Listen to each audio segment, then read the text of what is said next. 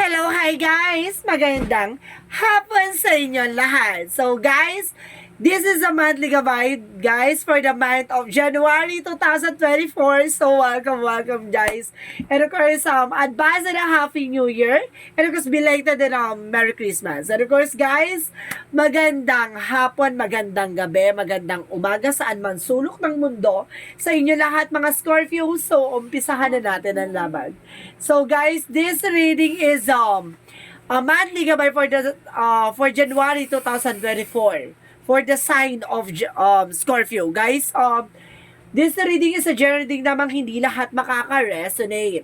Kunin lamang po ang makaka-relate sa inyo and comment down below kung kaninong energy ang ating nasagap. And of course, don't forget to like and subscribe my channel and the notification bell for more videos update. And of course, maraming salamat po sa mga walang sawang pagsuporta sa aking channel. So once again, this is Shin Rodriguez from my Asagari channel, a faith healer o Zamata reader. And of course, maraming salamat po sa mga walang sawang pagsuporta sa aking channel. Lalong-lalo na hindi nag-skip ng ads na way pagpalain po kayo ng may kapal. And of course, sa siksik digdig nag-uumapaw ang biyaya manubalik sa inyo. Umpisa na natin ang laban for the sign of Scorpio. Diba? Ganun yun. Ang taas ng energy natin, no? For today's video. Angel Spirit, guys, please give me an information for the sign of Scorpio for January 2024.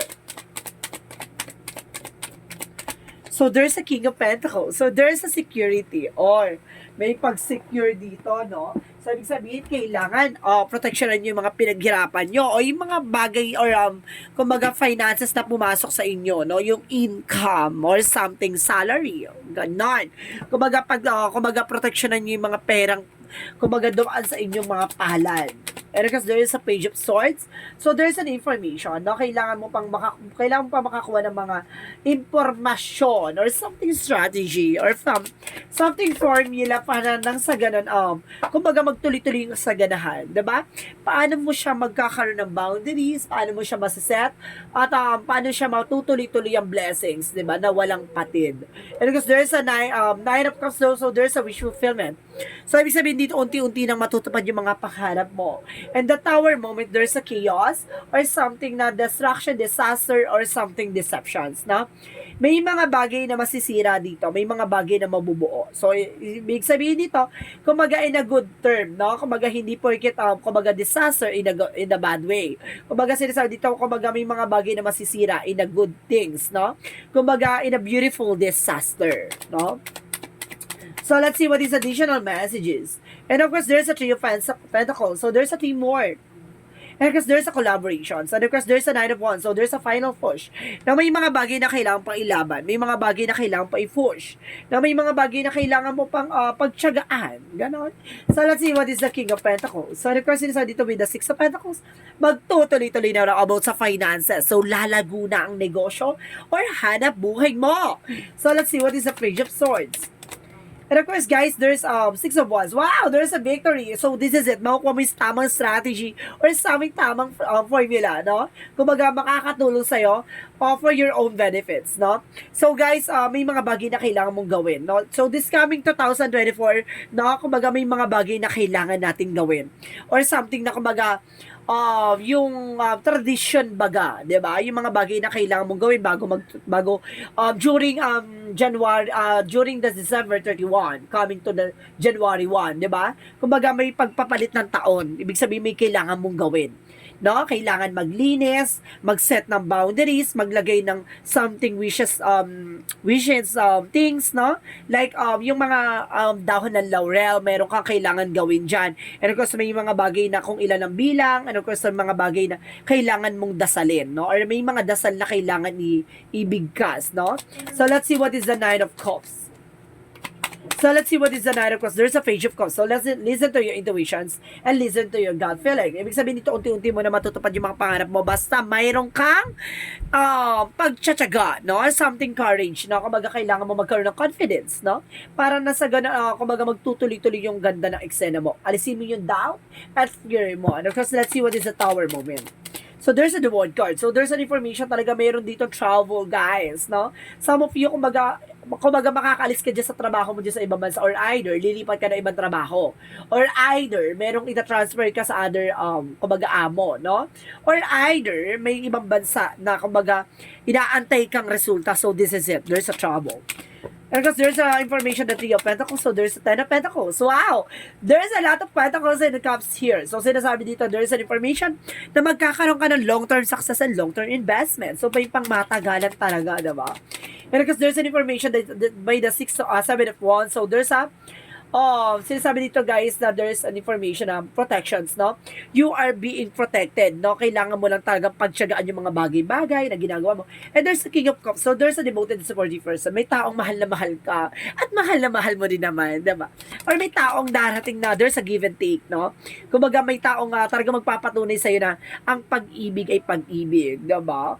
And because there's a Hermit card, so there's a soul searching. I told you, there's an information na kailangan mong gawin like spiritual boundaries or something na kumbaga protections nang sa ganun hindi ka na mapasukan ng negativities or either para yung mga negativities ay kumawala sa'yo. Now, there's a Six of Wands, there's a victory. And of course, there's a Page of Swords, there's an information. So, may mga bagay na kailangan mong malaman at mapagtatagumpayan mong malaman yan. So, let's see what is Nine of Cups and the Page of Cups. So, there's a Chariot card, taking action. So, see? So, ibig sabihin, nandun na tayo sa swerte, no? May papasok na lang kumbaga para matupad yung pangarap mo. Pero, kailangan mo mag-take ng action nang sa ganun, magtuloy-tuloy siya. So, let's see what is the Tower, the World card. And of course, there's a King of Swords. So, there's an information that there's an information na kailangan putulin, no? May kailangan kang alisin, may mga kailangan kang baguhin, or may mga bagay na kailangan mo maging, kumbaga, stricto, no? Sa pagdidesisyon. So, let's see what is the Three of Pentacles and of course, the Ten of Pentacles. So, there's a Four of Swords. So, there's a rest. So, kailangan mo ng pahinga, no? Kumbaga, pagkatapos ng trabaho, pahinga din, no? Or something, unwind, something like that. Na, kumbaga, hindi mo kailangan, kumbaga, i-pressure yung sarili mo. Enjoy, no? Yung ginagawa mo. So, let's see what is the Nine of Wands and of course, the Seven of Wands. So, there's, Knight of Wands. So, there's an information na slow and steady, no? Panatiling kalmado. Hindi ka pwede magpala-desisyon dito, no? Hindi ka pwede mag-agad-agad ganto ganyan, no? Hindi pwede ganon. So, kailangan mapag-isipan. No? So, let's see what is the outcome. So, there's a strength card, confidence. So, there's a confidence is key to success, no? Kumbaga, ang laki ng factor dito na there's a confidence talaga na hihilahin ka para matupad mo yung pangarap mo. And the Knight of Swords, there's a success driven. At the end of the road, kumbaga, magsasuccess ka na, magkakaroon ka ng mental clarity, yung mga bagay na kailangan mong gawin. And of course, there's a Queen of Swords, there's a bigger pictures. May mga bagay na parang, kumbaga magkakaroon ka ng awakening or something, matatauhan ka, no? And there's a judgment. Oh, see, there's an awakening, part of the deck, no? So, let's see what is additional messages for career. So, for career dito, there's Two of Wands. So, there's an indecisions, no? Kailangan titignan mo yung lighter side of situation. Hindi ka pwedeng magpala-decision dito. Titignan mo yung magiging possibilities, lahat ng kaganapan sa buhay mo. So, there's a Four of Pentacles. Protect your power, protect your energy, protect your territory. Lahat ng mga bagay na kailangan proteksyonan. Mag-budget ka, mag-aalagaan mo yung mga bagay na pinaghirapan mo. So, let's see what is additional messages for career. And of course, guys, there's Six of Swords. So, there's just a transition. Na makakaalis ka na sa sitwasyon. Pagdating sa iyong career, kumbaga, yung mga bagay na kumbaga pagtumal, pagbagal, pagpasok ng pera. So, this is the moment na parang lalakas na siya. No, makakaalis ka na sa situation. So, let's see what is additional messages for love life. So, there's a King of Wands. So, there's a control and stability. Talaga tong person mo, no, or ikaw, no, ay either, meron ditong cross-watcher out there, no? Hello, hi. So, there's an information dito na there's an, kumbaga, confident, and of course, there's stability, control, no? Itong tao na to, kontrolado ka, at kontrolado mo yung emotions niya, or kontrolado niya yung emotions niya, or yung emotions mo, kontrolado mo. And there's an Ace of Swords. So, nasabi dito, there's a information na maraming toxic sa inyo. Kumbaga, there's a toxic friends, or toxic relatives, or toxic, kumbaga, there's a lot of toxicities around you, or around of both of you. No? Pagdating sa inyong relasyon, maraming tutol, maraming mga nega, no? Maraming mga inggitera, no? Maraming ambisyosa. So, charis. So, guys, tignan natin naman about naman sa health. Sa health, there's a lover. So, there's an information talagang, kumbaga, nagtutulungan kayo, no? Talagang meron kayong, kumbaga, nag-aanoan kayo ng power or something energy. Diba? Kaya, parang, pares kayong motivated sa ginagawa nyo. So, let's see about naman sa magical fairy messages.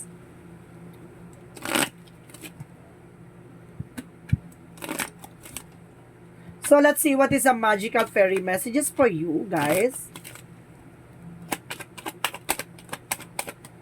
So, there is a pregnancy. So, some of you may magbubuntis dito, no?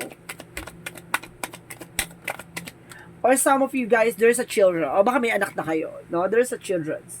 May connection kayong dalawa dito by children's and of course pregnancy. So, let's see what is additional messages for a yin and yang oracle card.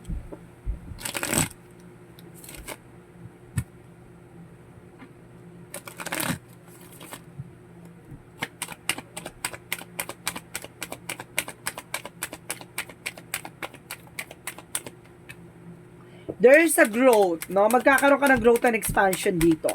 And there's a family. So, mukhang magkakaroon ka ng growth and expansion pagdating sa family. Wow! Madadagdagan niya ang inyong family, no?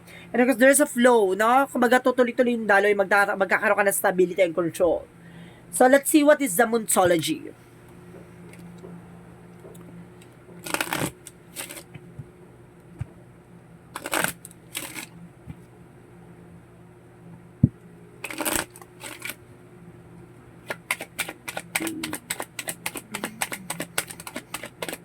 A fairy climax approaches. So, ibig sabihin na sa exciting part ka na, no?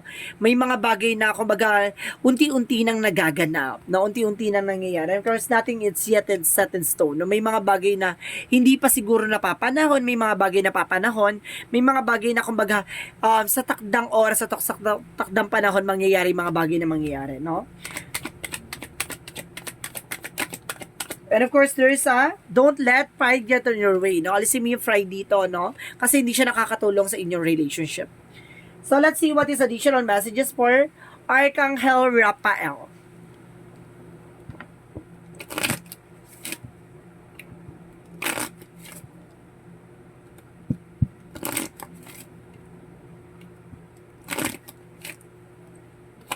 Archangel Raphael messages for you. Improving health. So, mag-i-improve na raw yung inyong health, no? And of course, cross-watcher out there na magkakaroon na kayo ng, kumbaga, mag-improve na raw yung health nyo. Additional messages. And of course, there's a, oh my God, exercise is the key. So, ibig sabihin, kailangan nyo mag-exercise, no? Exercise dito para pagpawisan kayo. So, some of you baka maraming lamig sa katawan, kaya exercise. Or baka lagi na lang kayong nakaupo or nakatayo or something, baka nangangalay na yung katawan nyo, kailangan nyo mag-exercise. Additional messages. And of course, there's a study. So, kumbaga, some research, no? May mga bagay na kailangan mong alamin. And there's a practice. Enhance nyo yung abilities nyo or your skills nyo nang sa ganun na mapalawak nyo yan, no? Magamit nyo yan in the near future. So, let's see what is additional energy. The Temple Path. So, there's a lot of discoveries coming in for you. Marami kang madidiscover dito with the Temple Path. And because there's a door to spirit. So, see?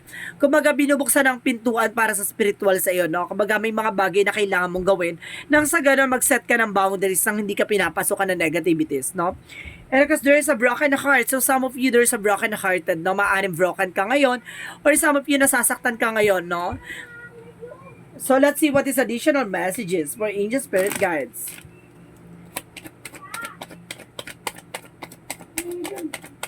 Additional messages for angel spirit guides.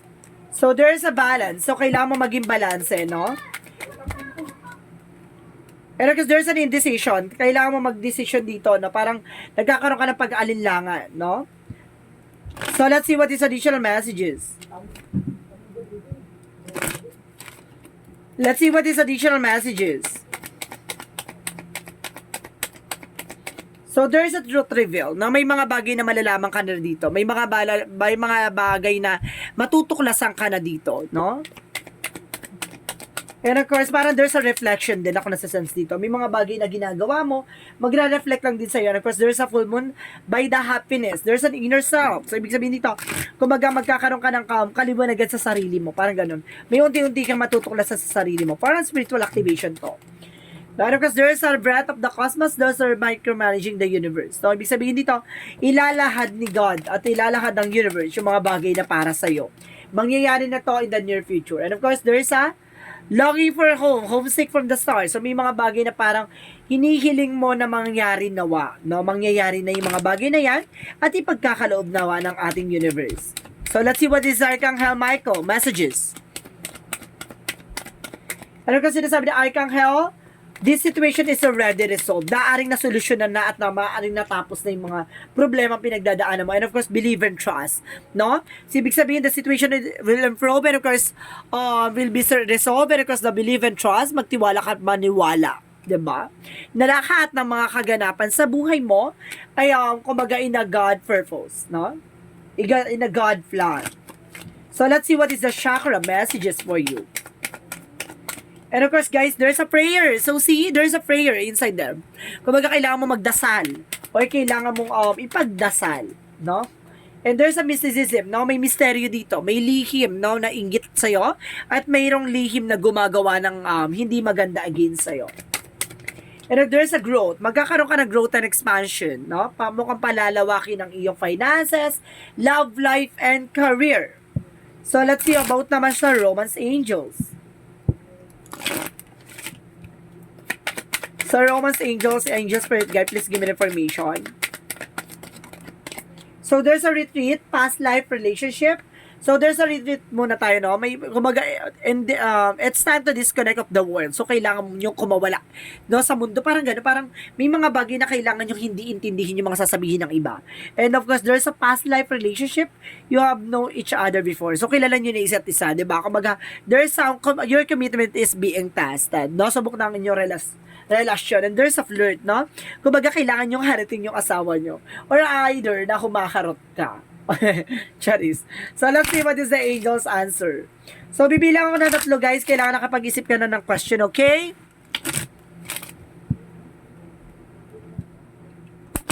One. 2. 3. Angel's answer. Give me an answer for your question. Oh my God, nalaglag. Oh my God. So, there's a yes. So, there's a possible, there's a yes. And of course, there's a meditation and bring answer. No? Ibig sabihin, magkakaroon ng kasagutan ng inyong mga katanungan. And there's a possible yes, yung mga hinihiling nyo baka maaari matupad. And there's an abundance. Magkakaroon ka ng kasaganahan. Wow! Yes, abundance. And of course, meditation, bring answer. It's all about spirituality. No? Ibig sabihin, buksan ang isip at puso mo about sa spiritual. Kasi, kumbaga, oh my God, there's a door to spirit nga naman, di ba? Kumbaga, binubuksan ang pintuan about sa spirituality sa inyo. Kasi, kumbaga, ang solusyon ay kumbaga makipag-ugnayan sa ating Panginoon, 'di ba? Kumbaga kailangan yung gawin niyo siyang sentro nang sa ganon magtuloy-tuloy ang magagandang kaganapan sa buhay niyo. And sinasabi dito, you be heavenly Father know that you have need all of this. So alam ni God no yung mga bagay na hinihiling mo ay alam niya na kumbaga kailangan mo. At yung mga bagay na kailangan mo ay bibigay sa iyo kumbaga ayon sa kalooban niya. Diba? Kumbaga kailangan mong hilingin at kailangan mong kumbaga i-surrender yung mga negativities at may mga bagay na kailangan mong bitawan. Diba? Ganun lang yon. So let's see what is the angel's number. Let's see what is the angel's number.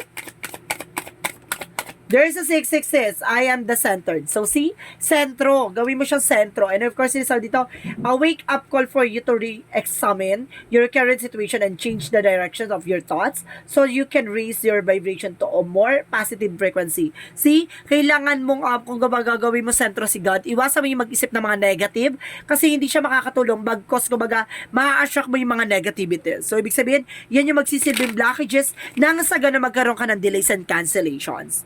No, iwasan mo ang nega. Iwasan nega. Being optimistic, manatiliing positibo.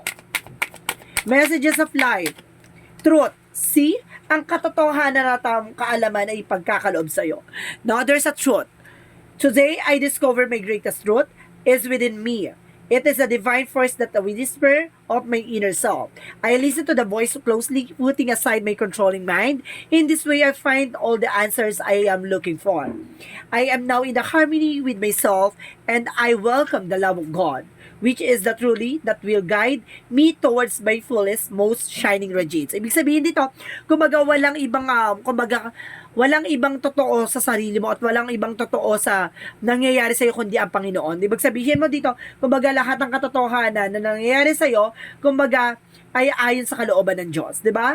Ang kumbaga walang ibang pagkakatiwalaan ng walang ibang paniniwalaan kundi ang Panginoon. Sa lahat na ng kaganapan na nangyayari sa iyo, lahat ng mga binibigay sa iyo in a God purpose, in a God will.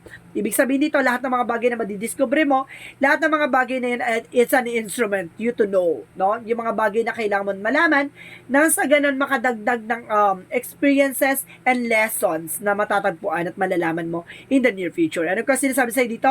May mga bagay lang talaga na kailangan mo muna maranasan bago mo makamtan ang inaasam-asam. So this is the monthly gabay for the month of January 2024 for the sign of Scorpio. So once again, this is Shin Rodriguez from Asagari Channel, a faith healer, also mata reader. And of course, maraming salamat po guys sa mga walang sawang pag-suporta sa aking channel. And of course, this reading is a general reading lamang. Hindi lahat makaka-resonate. Kunin lamang pa makaka-relate sa inyo. And comment down below kung kaninong energy ang ating nasagap. And of course guys, maraming salamat sa mga walang sawang pagsuporta sa aking channel. Lalo-lalo na hindi nag-skip ng ads na way pagpalain po kayo ng Diyos at may kapal. Siksik diglig na guumapa ang biyayang manubalik sa inyo. And of course, once again, belated Merry Christmas and of course, advance and a Happy New Year. And see you in the next video. Bye-bye and babush!